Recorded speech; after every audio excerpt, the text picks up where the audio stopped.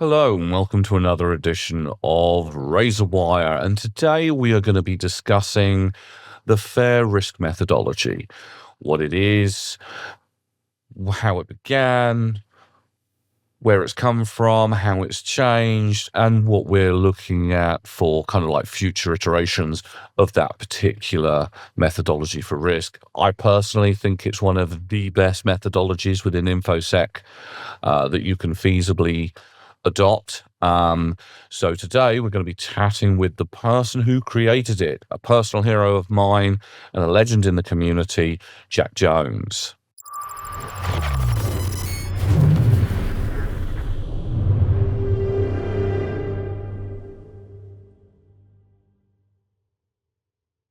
And to discuss this subject matter today, I have the legendary, he's a legend for me anyway, Jack Jones, who created the FAIR sort of risk methodology.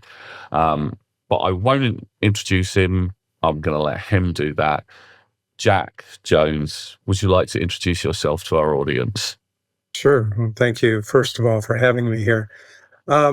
Yeah, I've been in technology since the early 80s and information security since the late 80s when, viruses first raised their ugly little heads in the world and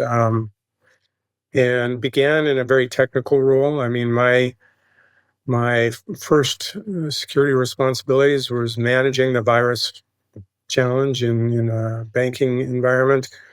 And my hobby became disassembling viruses and understanding them at the assembly language level to learn how they worked and that sort of thing. And I wrote a virus, again to understand them more effectively. Never released it. Didn't have a destructive payload, but it was an opportunity to learn by doing. And then went into intelligence services for the United States government, where I was again in a technical role, dealing with security-related things, and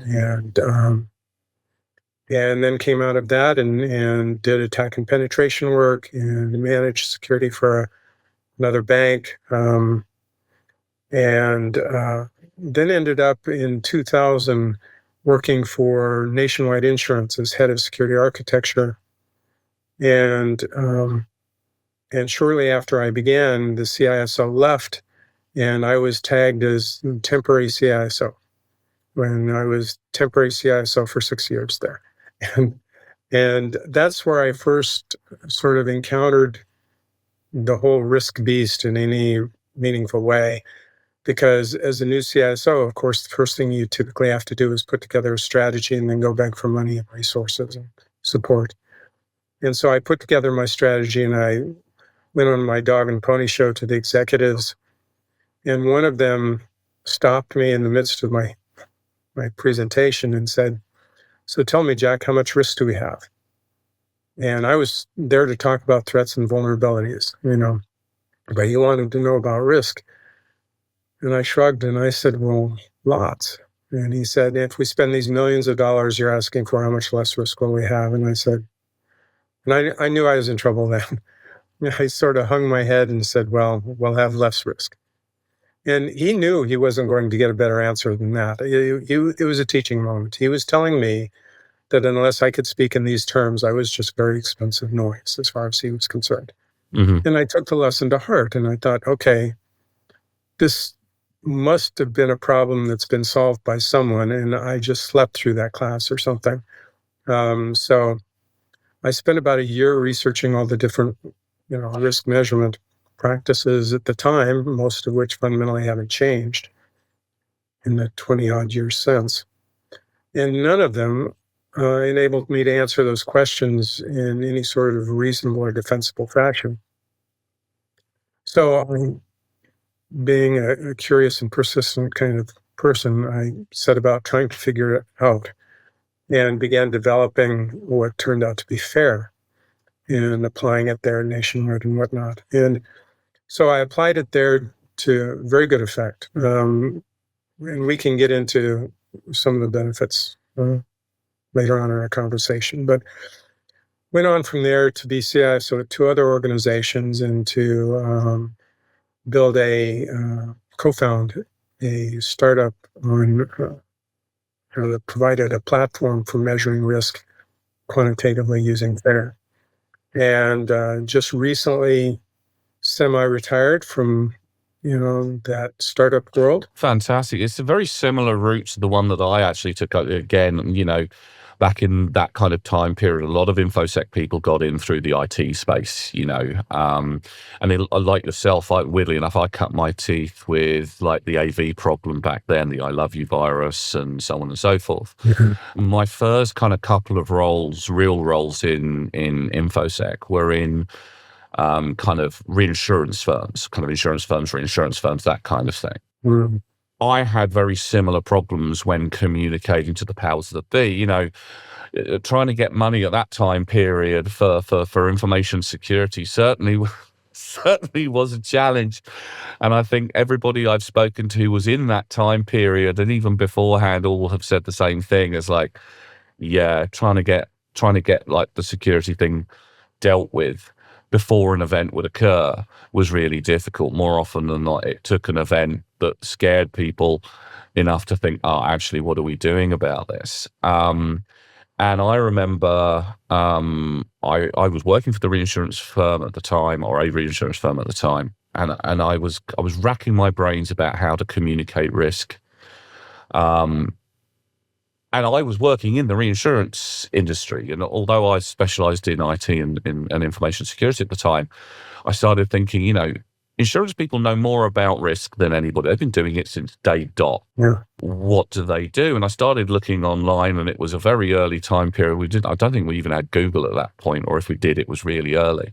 And I came across your initial kind of paper on FAIR. And I read through it, and that light bulb moment for me was just like, wow, okay, this looks good. And this looks like something I can definitely put into an insurance or reinsurance firm, because it's speaking their own kind of language, because the model that was being used was very similar to what I was hearing from the actuaries. And one of the first roles that I had was for an American company, and they liked to do the whole kind of understand your work colleagues' work kind of thing. So there I was, a very young IT guy at the time, specializing in security, but I wasn't in that space fully at that point.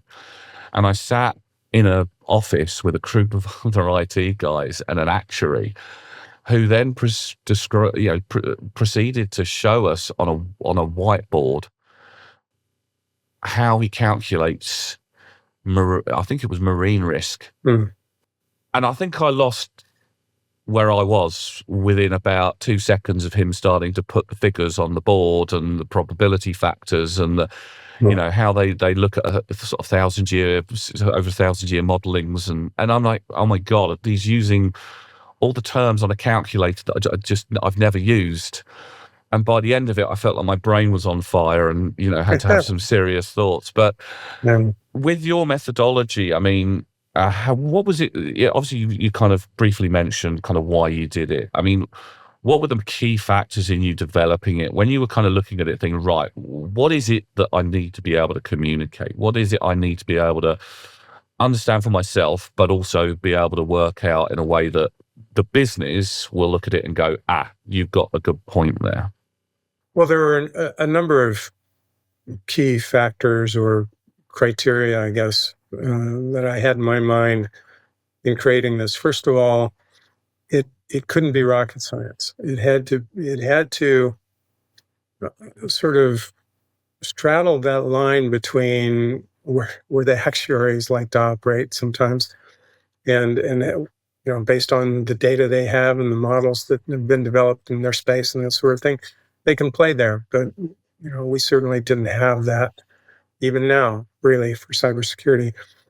So it had to be a model that allowed us to apply quantitative methods in a defensible manner.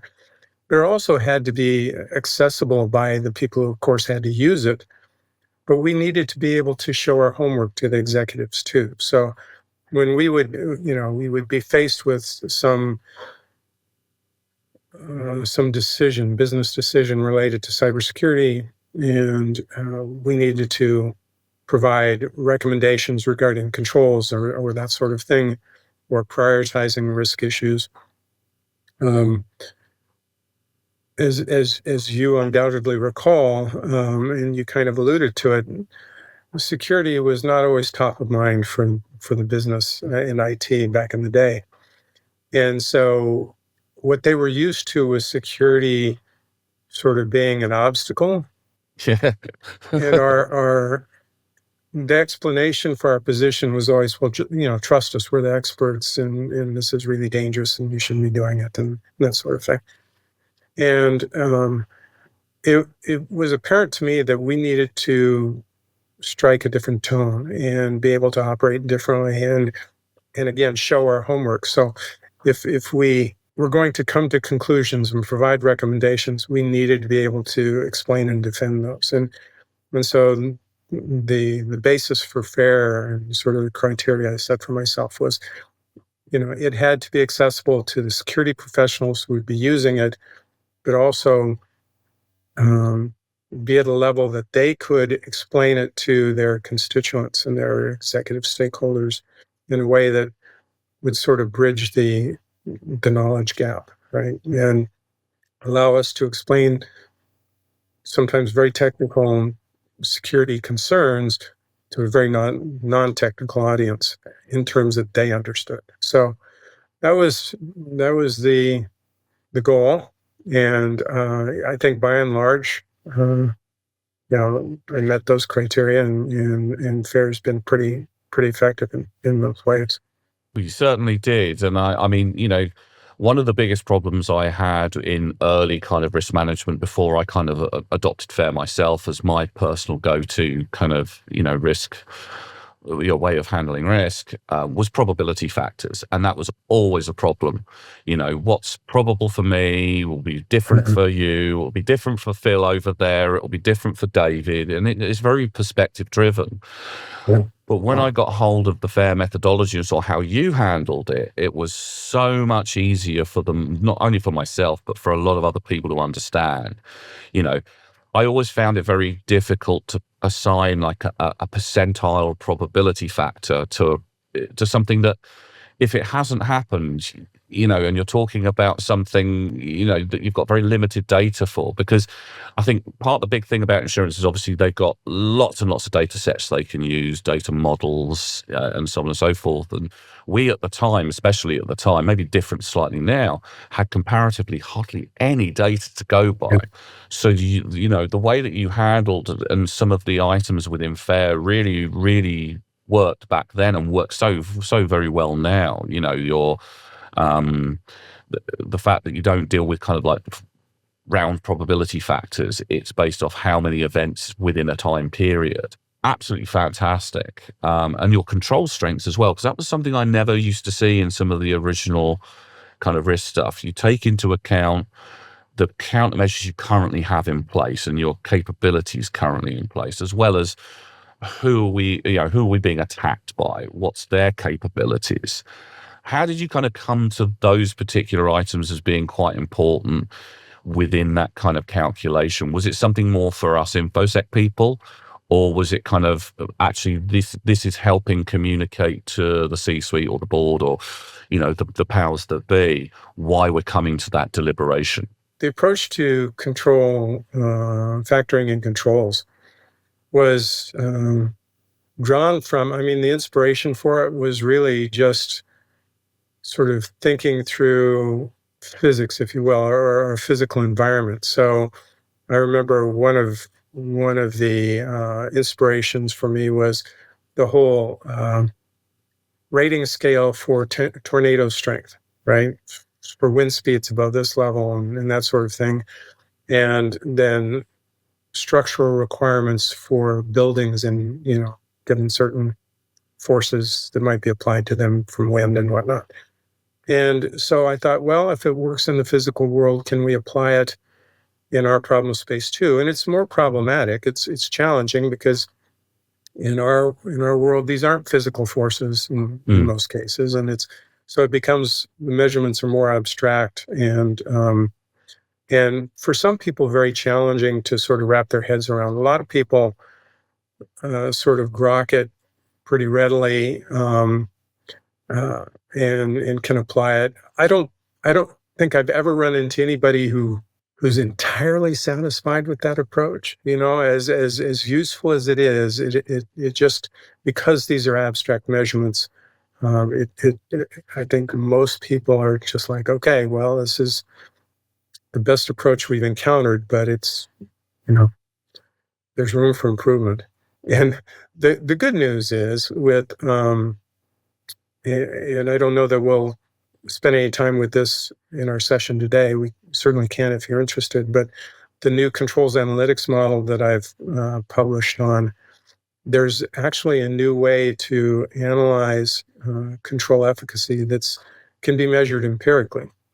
And so there's, I think, I haven't unfortunately had a chance to publish on that yet. There will be a white paper coming out very shortly that begins to introduce this, but I think it will represent a significant improvement over even what we've been doing with FAIR for years now. Yeah, because I noticed you've recently, I think it was August 15th, there was a introduction of the FAIR MAM, which is the material assessment model. So you've obviously sort of like looking back at the kind of initial model and, sort of expanding upon it in ways that look absolutely amazing. But I mean, were you quite surprised when you first released how popular it became? Because it became really popular over in the States for a lot longer before it really kind of came over here in the UK. What was that what did that feel like? And how did that happen? I was fortunate because as a CISO for nationwide insurance, I had some latitude in terms of, first of all, I'll say that as I developed FAIR, when I encountered sort of conceptual challenges because my own limitations quantitatively or in dealing with risk in any formal sense, I had at my disposal the senior vice presidents of our actuarial departments at Nationwide. And I had a great relationship with those two executives, and I would go to them with my concerns like, for example, I struggled at first differentiating possibility from probability.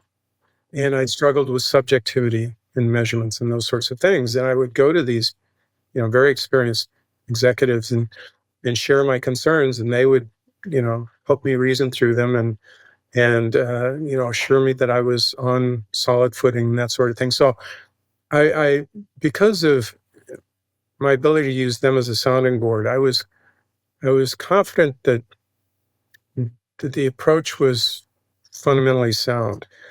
But I also had the opportunity then as CISO to train my staff, people in my organization on FAIR and begin to sort of apply it and learn through that application of it, refine it and refine how I communicated about it and that sort of thing. So, I actually had, before I published that first paper, I had 3+ years of experience in developing and applying this and, evolving my own understanding of it. So that first paper, was I a little nervous? Yes, because that was my first white paper. Yeah.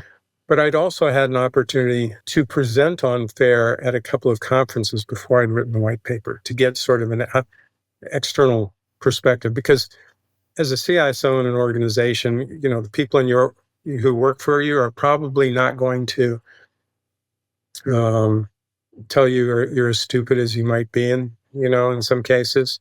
So, getting this external feedback was important. And so I presented at these conferences and got very positive reactions to it. And so, yes, I was nervous, but I didn't lose sleep over it.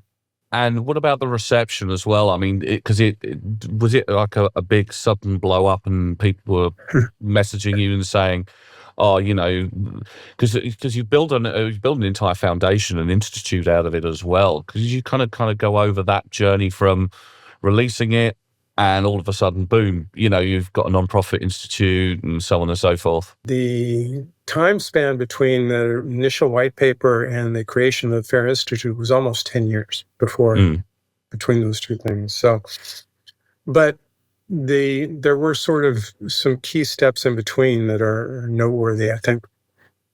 But before we get into that, regarding sort of the response I got, I did get some, positive reactions from people in the industry, but I also got an email from someone in the industry who I won't name because they're no longer with us and they're not in a position to sort of explain or defend what they did. But this was a person with significant following, and they wrote me a letter saying that I should be prosecuted for criminal negligence for having published this.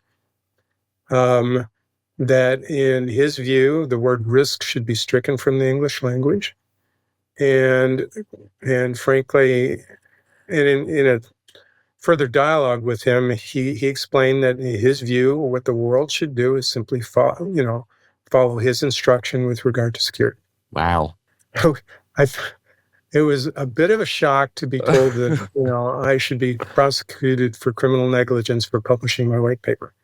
So it was not all, sunshine and roses with regard to the reactions. And there were other people who, and there still are today. In fact, there are people with significant voices in the industry who absolutely hate FAIR and the whole idea of cyber risk quantification.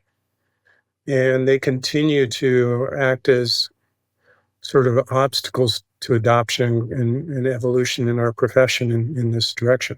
So, professions evolve slowly. And one quote that strikes a chord, and hopefully it really doesn't boil down quite to this, but the physicist Max Planck once said that science evolves one funeral at a time. As the old guard dies off, and the new guard takes over, that's when advancements, can take hold. And there's some truth in that in this too. I think is a lot of the negativity around cyber risk quantification and FAIR comes from people who grew up in the profession believing that cyber risk quantification could not be done. It was just an absolute impossibility. And they're invested in that belief and opinion and aren't quick to let go of it. As, of course, we all tend to be invested in the things that we've, the beliefs we've held for a long time and that sort of thing. So after that release, within, 2 years, I think I got a call from the folks at the Open Group, if you're familiar with them. Yeah. As a standards consortium. And they had read the white paper and wanted to discuss adopting it as a standard, as an Open Group standard. And so we had a number of conversations over several years about that and sort of worked through that. And they ended up adopting it as the Open FAIR standard and having a professional certification around it and that sort of thing. So that was a really good first step towards sort of formalizing it in the eyes and making it acceptable, if you will, or more meaningful in the eyes of many people in the profession, when something is sort of an accepted standard in that manner. But there, the nature of the Open Group, and this is not a criticism, it's just the nature of these kinds of organizations, is they often, the formality around them imposes sort of constraints in terms of how the things they adopt can evolve. Mm. And they're largely volunteer efforts and that sort of thing. So some real challenges there. And I was presenting at the RSA conference one year, and I had a really large audience for this particular presentation. And one of my colleagues came up to me afterwards and he said, these people seem very interested in this topic. Where do they go for more information? And I said, it's a great question. There really isn't anything other than the occasional white paper or recording of a presentation. And he came up with the idea, this is Nick Sana, he came up with the idea of the FAIR Institute as a community-driven, community-focused organization to provide a network of resources, people and resources for those who are interested in sort of helping the profession evolve in this direction. And we really had no idea what to expect in terms of what that would turn out like or whether it would fly at all. And now we have 15,000 members globally and local chapters in 20 some odd cities around the world. And so we began the FAIR Institute in 2016. In 2019, it was named one of the 3 most important institutions in the profession for the last 30 years, after only being in existence for 3 years. So that was a surprise, a very pleasant surprise, of course. But it's been much nicer than the last surprise from with a letter from much nicer than that. So it's been a journey. The adoption has begun to grow dramatically, both in terms of sort of just organizations and people adopting it sort of by simply leveraging the terminology and the principles and the model as a way to calibrate their mental models of risk and how they talk about risk and that sort of thing, all the way, of course, to commercial platforms now that have baked FAIR in and help organizations sort of become efficient at its application. Yeah, I mean, I've noticed that it has taken a little while, and I mean, I had a few kind of conversations in the early days of the sort of GRC's been around for a long time, but in the last couple of years, it's really blown up, and you started to see a number, I won't mention them, but a number of vendors coming up and with their platforms and so on and so forth, and I've sat down with them and they've shown this to me, and I'm like, okay, that's cool. Where's the FAIR standard here? Because obviously you've got your risk module. It's always modular, so they can charge more. It's like, well, where's the FAIR model? And recently, some of them have been saying, oh, it's here. But initially it was like, oh well, we're gonna implement that down the line. I mean, when the institute kind of kicked in and you started getting support and helping other, sort of other people having input into how it was going to evolve, was that a relief for you? Because I mean, obviously you've been kind of running it with it yourself, and I know what it's like. If you're going into a company and you're the only infosec person, you kind of sit there and everything rests on your shoulders, and you're like, right, well, when can I start recruiting staff? And eventually, once you've communicated your risk methodology to them on why you should have more staff because you've got a lot of other concerns, and you start getting them, things get a little bit easier. You've got more people to draw upon, young blood as well. I mean, this is one of the things that I've always said when I do my mentoring. You get kind of like the old school guys who are there, and every now and then you'll get some of them who say, oh, look, I know everything there is to know about this subject matter. And you're like, yeah, okay. But listen to some of the new guys coming in. Some of the new people actually may have ideas based off of what they're seeing now, because how things are back in 2000 are definitely not how things are now. The technology has changed, business has changed, the way we consume, assets and the whole kind of cloud environment. All of these changes in technology have dramatically changed the way that we look at things like risk. And was it really good to have that kind of other people having that input in?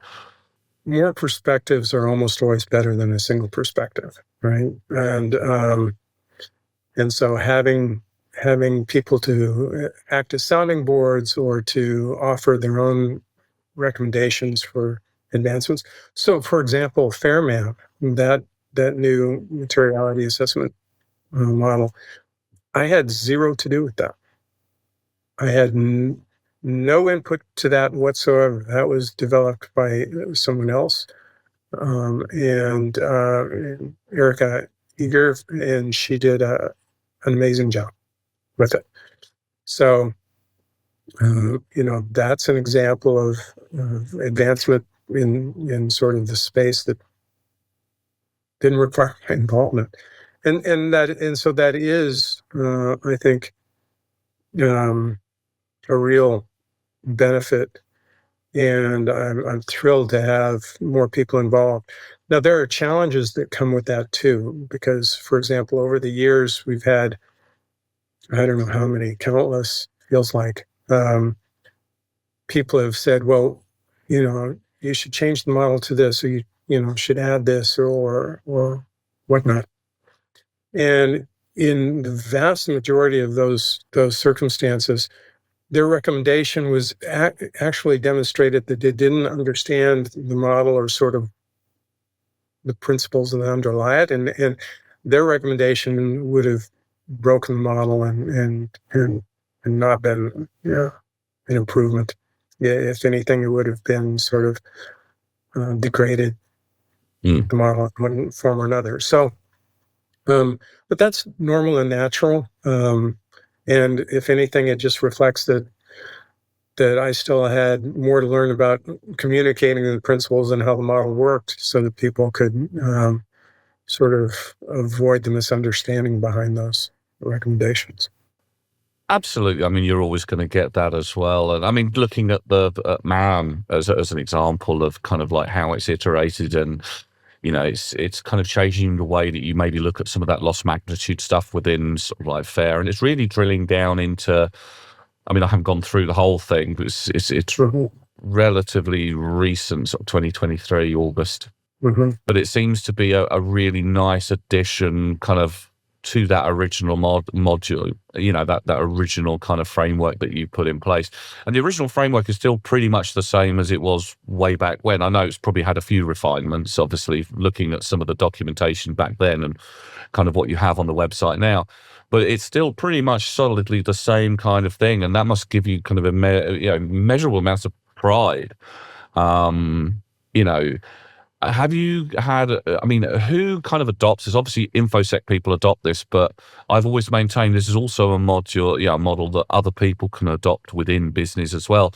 And some of my customers that I've introduced this to have preferred this over whatever standard that they've used before, and then begun to adopt it in other areas.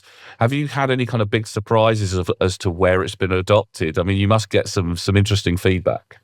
Yeah, we do. And yeah, it has been surprising in some cases. I mean, the good news is pretty early on, I recognized that FAIR was agnostic and could be applied to any form of risk. But and as it's evolved, some of the refinements have been aimed at making it a little easier for folks outside of security to adopt it and apply it. But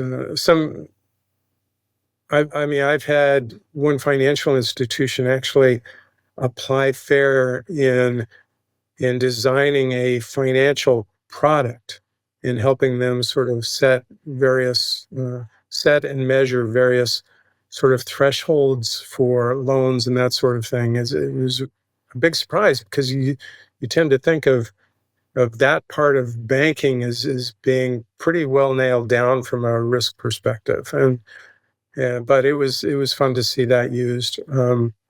I've seen a number of organizations use it for operational risk outside of cyber and technology, right? For health and safety, and for physical security, for natural disasters and those sorts of things. The largest company in the world, Walmart, uses it in operational risk, or at least they did at one point. I haven't kept in touch with those folks recently, but they had a very progressive approach to the application of FAIR, which was fun to see.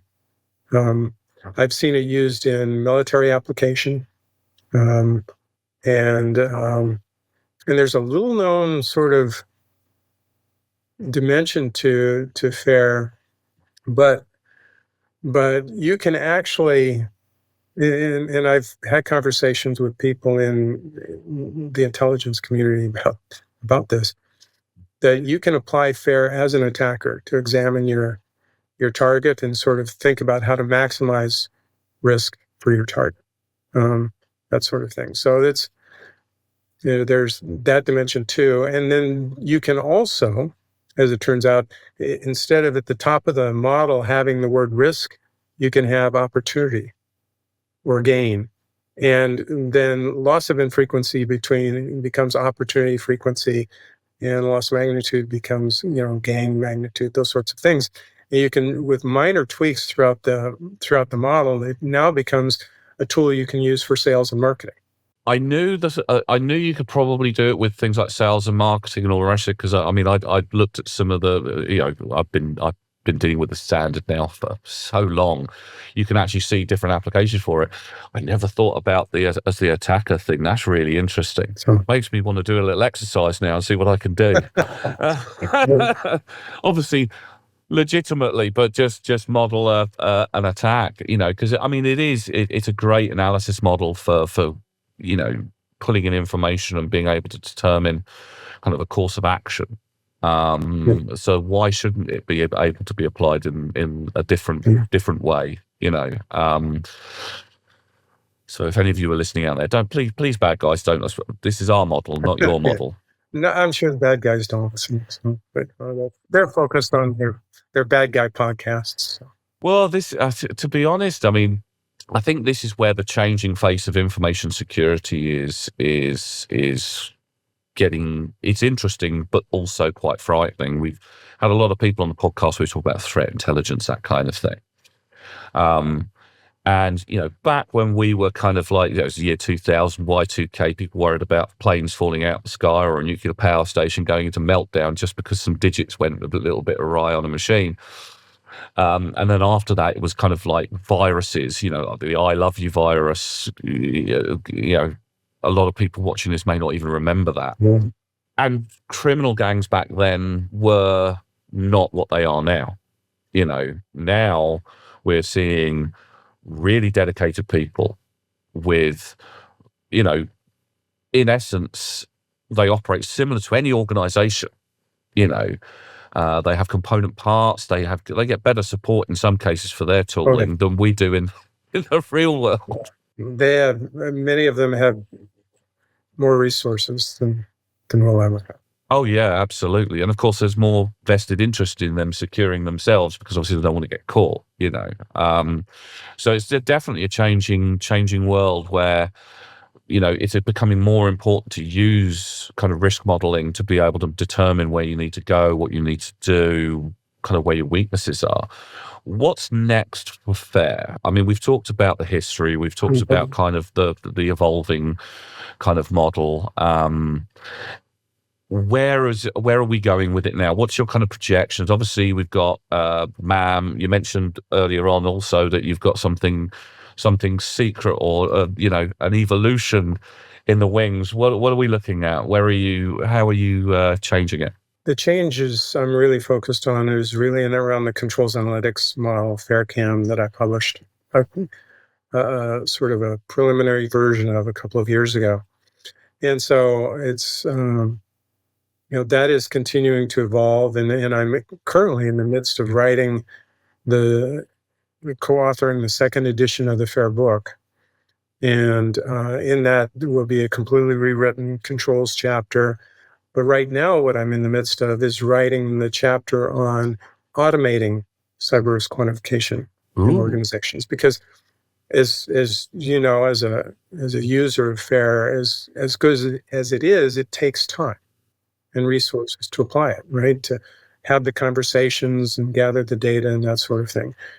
And while people like yourself and others who are, I would characterize as more forward-thinking and sort of their approach to measurement and understanding of the problem space, are fine with spending the time to understand it and apply it in that manner, it'll never become mainstream in the industry as long as it's primarily a manual process. And so it has to be automated. Um, and so that's sort of, you won't, of course, be able to automate all of your analyses. And there are a lot of reasons for that, but just on the face of it, let's accept that I'm right about that.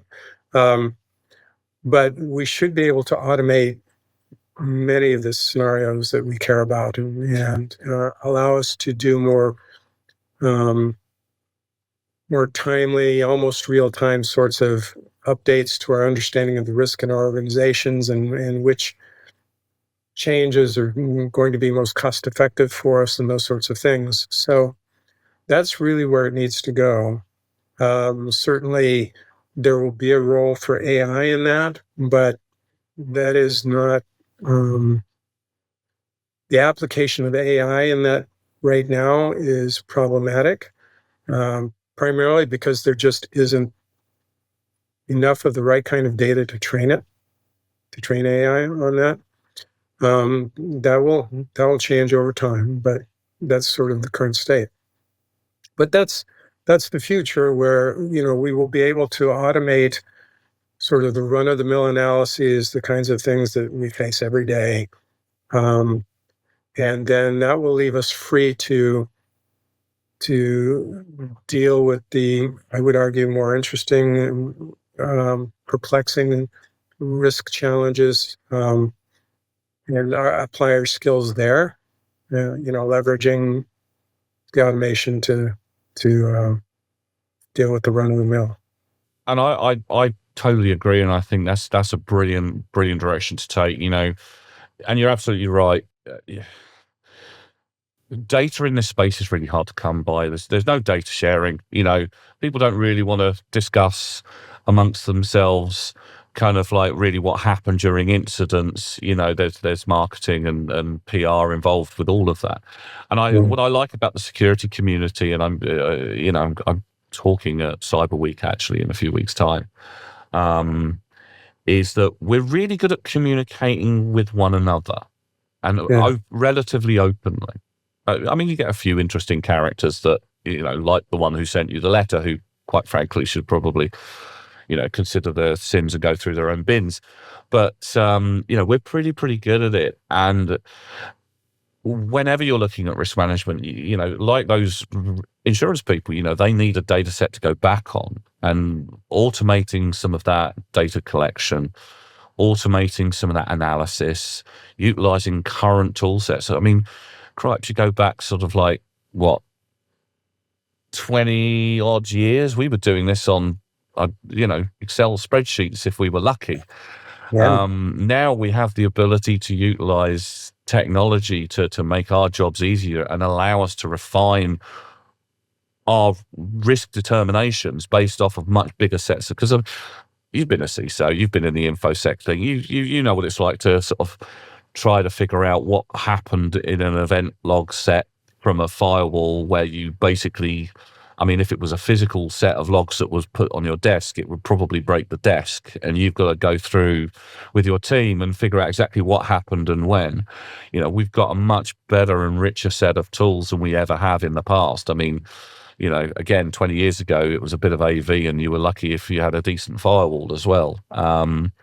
Now we've got all kinds of technology which generates logs, which can allow automation and even AI. I mean, I'm very hesitant with the word AI because everybody uses it. All the vendors are using it at the moment. But it is a good way of enriching kind of the information that we're getting so we can make better determinations and more accurate determinations as well. Because you're absolutely right.